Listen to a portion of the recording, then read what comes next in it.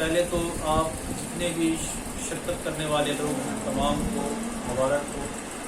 مبارکباد کہ آپ لوگ پابندی کے ساتھ لگ بھگ 5 مہینے تک درود شریف میں شامل ہوتے ہیں۔ یہ یقیناً اللہ تبارک و تعالیٰ کا اور فضل ہی ہے کہ اتنے دنوں تک ہم لوگ سرکار دو عالم صلی اللہ تعالیٰ علیہ وسلم کی تعریف و توصیف بیان کرنے میں، آپ کو سلام پڑھنے میں اور اللہ تبارک و تعالیٰ کا ذکر کرنے میں۔ اللہ رب العزت کی توفیق کے بنا یہ چیز ممکن ہی نہیں ہے۔ ایک دن بھی کوئی انسان حضور صلی اللہ علیہ وسلم پر درود شریف نہیں پڑھ سکتا اگر اللہ تبارک و تعالیٰ کا فضل خاص نہ ہو، اللہ کی رحمت خاص نہ ہو۔ اللہ تبارک و تعالیٰ کی 2 طرح کی رحمت۔ اللہ تبارک و تعالیٰ کا ایک نام جو ہے وہ رحمان ہے، اور اللہ رب العزت کا ایک نام رحیم ہے۔ جو اللہ تبارک و تعالیٰ کا رحمان نام ہے وہ تمام کے لیے، اس میں رحمان کی جو تجلی ہے وہ ہر عام اور خاص کے لیے۔ ہوا بھی جس صفت سے بہ رہی ہے وہ اللہ کی رحمانی صفت سے بہ رہی ہے۔ لوگوں کو پانی میسر ہو رہا ہے، لوگوں کے سروں پہ چھت ہے، لوگوں کو کھانا مل رہا ہے، یہ اس میں رحمان کی صفت اور اس میں رحمان کی تجلی سے ملتی ہے۔ لیکن وہی اللہ رب العزت کا ایک پاک نام ہے رحیم۔ رحیم جو ہے یہ خاص کے لیے ہے۔ جب اللہ تبارک و تعالیٰ کی خاص نظر کرم ہوتی ہے اور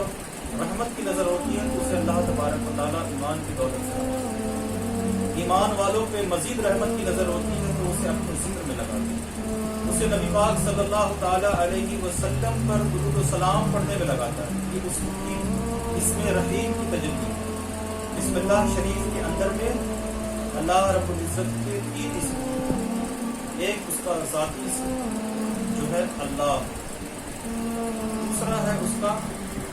صفاتی اسم رحمان، اور تیسرا ہے اس کا صفاتی اسم رحیم۔ رحمان اور رحیم، تو رحمان کا مطلب بھی رحم کرنا ہوتا ہے اور رحیم کا مطلب بھی رحم کرنا ہوتا ہے، لیکن دونوں میں فرق یہ ہے کہ ایک تجلی جو ہے وہ عام کے لیے، سب پہ وہ تجلی ہے، اس میں کسی کا بھی فرق اور امتیاز نہیں ہے، مومن کا امتیاز نہیں ہے، منافق کا امتیاز نہیں ہے، کافر کا امتیاز نہیں ہے، لیکن اس میں رحیم ہے، اس میں فرق دیا گیا ہے، اور وہ صرف مومنوں کے لیے اس میں رحیم کی وجہ، صرف خاص لوگوں کے لیے، کیونکہ اللہ تبارک و تعالیٰ کا خاص فضل اور احسان ہے جو اس نے ہمارے دلوں پر اپنی رحمت کی تجلی کی، جس کی برکتوں سے ہمارے اندر میں یہ شعور پیدا ہوا، ہمارے اندر میں ایک شعور پیدا ہوا، ایک شوق پیدا ہوئی کہ ہم حضور صلی اللہ تعالیٰ علیہ وسلم پر درود و سلام پڑھیں، بجائے اس کے کہ ہم اپنی زندگیوں کو خرافات میں، اپنی زندگیوں کی برائی میں اور دیگر چیزوں میں برباد کریں۔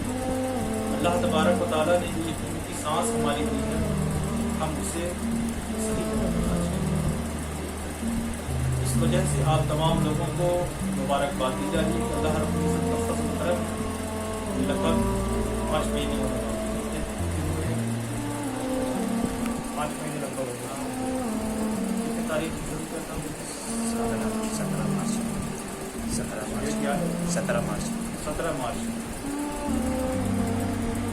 انشاءاللہ تبارک و تعالیٰ 17 تاریخ کو ہم لوگوں کا 5 مہینہ ہو جائے گا پنجتن پاک کی نسبت سے۔ پنجتن پاک کی نسبت سے اسی مہینے میں پنجتن پاک کی نسبت سے، یعنی کہ 12ویں شریف کے اس مبارک مہینے مبارک وقت میں ہم لوگوں کا پنجتن پاک کی نسبت سے 5 مہینہ ہو گیا۔ یہ اللہ تبارک و تعالیٰ کا فضل و کرم ہے، لیکن ایسا نہیں ہے کہ اس کے بعد یہ محفل کا اختتام ہو جائے گا۔ یہ محفل تب تک چلے گی جب تک آقا صلی اللہ تعالیٰ علیہ وسلم کی مرضی ہے، ہماری اور آپ کی مرضی سے نہیں ہو رہا۔ ہم چاہ کے بھی اس کو نہیں چلا سکتے ہیں، نہ قائم رکھ سکتے ہیں، اور نہ ہی اس کو اپنی مرضی سے بند کر سکتے ہیں۔ ہماری ہمت یہ بھی نہیں کہ ہم اس کو ایک دن بھی ہم اس میں شامل ہو سکتے، اور نہ ہی ہماری یہ طاقت ہے کہ ہم اس کو بند کر سکتے ہیں۔ ہم لوگ مجبور ہیں، آپ صلی اللہ تعالیٰ علیہ وسلم کی ہی مرضی ہے اور آپ نے اس کو قبول فرمایا، اس لیے یہ 12 دن کی محفل آج 5 مہینے میں منتقل ہو گئی، 5 مہینے 11 दिन کے لیے شروع کیا گیا تھا، لیکن اللہ تبارک و تعالیٰ کا ایسا کرم خاص ہوا کہ لوگ 5 مہینے سے آ رہے ہیں اور درود شریف اور ذکر کے فیض و برکت سے مالا مال ہیں۔ باطن میں تو بہت ساری چیزیں، بہت سارے فیض برکات جو ہے وہ لوگوں کو نصیب ہو رہے ہیں، لیکن ظاہر یہ ہے کہ درود شریف کا پڑھنا بڑا ہی معتبر اور بڑا ہی مبارک ہے۔ ایک مشہور واقعہ آپ سبھی نے سن رکھا ہوگا کہ شہد کی مکھی جب شہد لے کر کے منہ میں جو پھولوں کا کڑوا رس لے کر کے آتی ہے، باتیں کی طرف نہیں جائیں گے کیونکہ طویل ہو جائے گا، آپ لوگوں نے یقیناً سنا ہوگا۔ وہ شہد کی مکھی جب کڑوا رس اپنے منہ میں لے کے جاتی ہے تو نبی کریم صلی اللہ تعالیٰ علیہ وسلم پر درود السلام پڑھتے ہوئے اس درود السلام کی برکت سے اس کے اندر میں وہ تاثیر پیدا ہو جاتی ہے کہ وہ کڑوا رس میٹھا ہو جاتا ہے، نہ بلکہ میٹھا بلکہ انسانیت کا سب سے بہترین غذا جو دنیا میں مانا گیا وہ شہد، سب سے بہترین، اس کی برکت سے یہ درود شریف۔ اب ایک مکھی جو ہے جب درود شریف پڑھ رہی ہے تو اس کے منہ میں رکھا ہوا وہ پھولوں کا رس جو کڑوا ہے وہ میٹھا ہو جا رہا ہے اور اتنا تاثیر والا ہو جا رہا ہے۔ جب یہ اشرف المخلوقات اور امت محمدی حضور علیہ السلام پر درود السلام پڑھنے میں لگا دے گا تو اس کی اہمیت اور اس کی عظمت کیا اندازہ لگا سکتے ہیں۔ بہرحال دنیا میں ہمیں اس کی اہمیت اور عظمت کا اندازہ بہت دیر سے لگتا ہے، یا کبھی کبھی اپنی ظاہری حیات میں نہیں پتہ چلتا۔ کئی لوگوں کے ساتھ یہ معاملہ ہوتا ہے کہ وہ بڑے نیک اعمال کرتے ہیں، بڑے اچھے اعمال کرتے ہیں، یہ جو باتیں یہ بڑی اہم باتیں، اس کو بڑے غور اور دھیان سے سنیں اور سمجھیں۔ کئی لوگوں کو جو شکوہ ہوتا ہے، یہ شک ہوتا ہے کہ ہم جو کام کر رہے ہیں اس پر ہمیں فضیلت مل رہی ہے، فائدہ ہمیں حاصل ہو رہا ہے کہ نہیں ہو رہا ہے، کیونکہ بظاہر کئی بار ایسا ہوتا ہے کہ ہم ذکر اذکار کرتے ہیں، درود شریف پڑھتے ہیں یا ہم نیک اعمال کرتے ہیں تو اس کا ریٹرن ہمیں دکھتا نہیں ہے۔ تو اب شیطان ہمیں وسوسہ ڈالنا شروع کر دیتا ہے کہ ہم جو یہ نیک کام کر رہے ہیں اس کے اندر ہمیں شاید کوئی فائدہ نہیں، یا تو ہم صحیح سے نہیں کر رہے ہیں یا پھر اس کا فائدہ نہیں حاصل ہو رہا ہے، یا فائدہ ہے ہی نہیں اس کے اندر۔ پھر لوگ کیا کرتے ہیں کہ کسی اور ورد وظیفے کی تلاش کرتے ہیں کہ اچھا اس میں زیادہ فائدہ یہ پڑھا جائے۔ کسی کے شاعر نے اگر کوئی تعلیم کیا ہو وظیفہ کہ آپ اس میں رحمان کا وظیفہ پڑھیں تو وہ یا رحمانو پڑھا رہا، سالوں گزر گئے، اس کو کوئی فائدہ سمجھ میں نہیں آیا۔ اس نے کسی اور سے سنا، کسی اور کے پیر نے کسی کو کوئی وظیفہ دیا تھا، اس کو بڑا فائدہ ہو گیا، اب یہ اس کے پاس چلا گیا، یار وہ تو بڑا فائدے والا وظیفہ پڑھ رہا ہے۔ ایسا نہیں کہ تمہیں اس سے فائدہ ہو جائے گا، اور وہ فائدہ صرف اور صرف دنیا تک ہی تک۔ یہ ہمارا اپنا پریکٹیکل مشاہدہ ہے، کہ ہم نے اس کو دیکھا ہے ظاہری طور پہ۔ کئی لوگ دنیا میں ایسے تھے کہ بظاہر ان کو ان کی زندگی کے اندر میں وہ فضیلت حاصل نہیں، یا ان کے اپنے ظاہر میں نہیں ملا بلکہ ان کی اولادوں میں وہ چیز آئی جو وہ کوشش کر رہے تھے، جو نیک کام کر رہے تھے، اس کا اجر انہیں جو ہے ان کی اولادوں میں نصیب، ان کے خاندان میں وہ بات کر رہے ہیں۔ تو کہنے کا مطلب اور مقصد یہ ہے کہ ہم جو بھی نیک کام کرتے ہیں وہ اس کا بدلہ اور صلہ ہمیں ضرور ملتا ہے۔ یہ ہو ہی نہیں سکتا ہے کہ ہم کچھ اچھا کام کریں اور اس کا صلہ نہ ملے، اور دنیا کے بہترین کاموں میں سے کام درود شریف پڑھ دیں،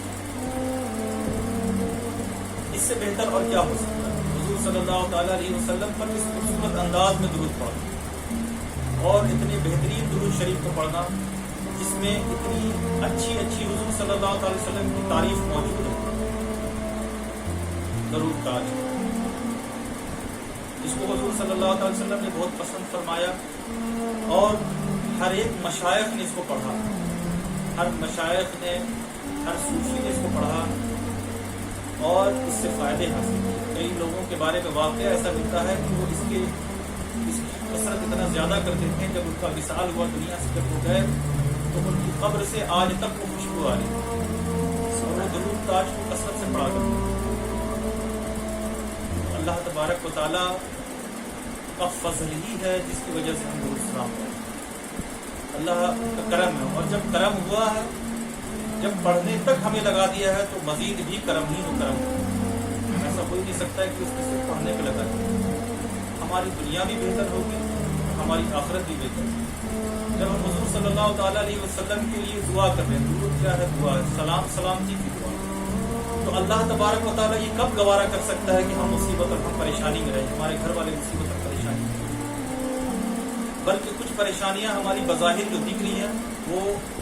ہمیں مضبوط بناتی ہیں، ہمارے اندر کی گندگی کو دھونے کے لیے۔ جس طرح سے لوہے کو آگ کے اندر میں تپایا جاتا ہے تاکہ اس کی گندگی دور ہو جائے اور وہ لوہا جو ہے پیور لوہا بن جائے، ایک شیپ میں آ جائے،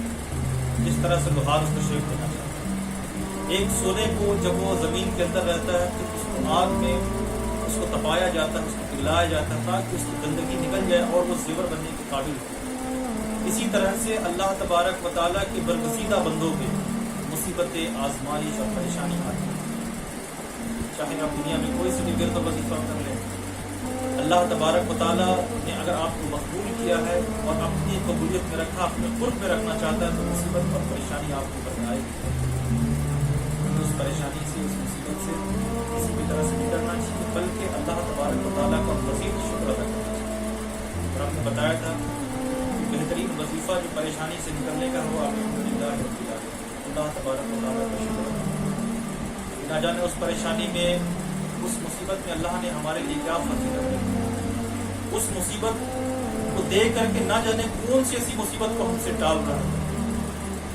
کئی بار ہمارے ساتھ میں ایسا ہوتا ہے، ہمارے ساتھ سے مراد کہ ہم لوگوں کے ساتھ میں اس طرح سے بھی ہوتا ہے کہ کسی کی طبیعت خراب ہو گئی، اسے سفر پہ جانا ہے، لیکن پہلی طبیعت خراب ہو گئی تو وہ نہیں جا سکتا، لیکن وہاں اس باہر میں اس کے لیے جو ہے وہ اس کا ایکسیڈنٹ انتظار کر رہا ہے، لیکن اللہ تبارک و تعالیٰ نے اس کو مصیبت میں ڈال کے اس جگہ سے بچایا۔ کوئی بلا اس کی باہر میں انتظار کر رہی تھی، اس کے تعلق میں تھی، لیکن اللہ نے کچھ ایسا ہیلا بنایا، کچھ ایسی پریشانی ڈالی جس کی وجہ سے اس بڑی پریشانی سے، بڑے خطرے سے ہو گئی۔ اسی وجہ سے اللہ تبارک و تعالیٰ کا ہر حال میں شکر ادا کرنا چاہیے۔ الحمدللہ رب العالمین۔ اور سرکار صلی اللہ تعالیٰ علیہ وسلم پر کثرت کے ساتھ درود شریف پڑھنا چاہیے، نہ صرف اس محفل پاک میں بلکہ اپنے عام وقتوں میں بھی جو ہے اپنی زبانوں کا ترجمہ صلی اللہ تعالیٰ علیہ وسلم کے لیے درود السلام رکھے رہنا چاہیے۔ استغفر اللہ۔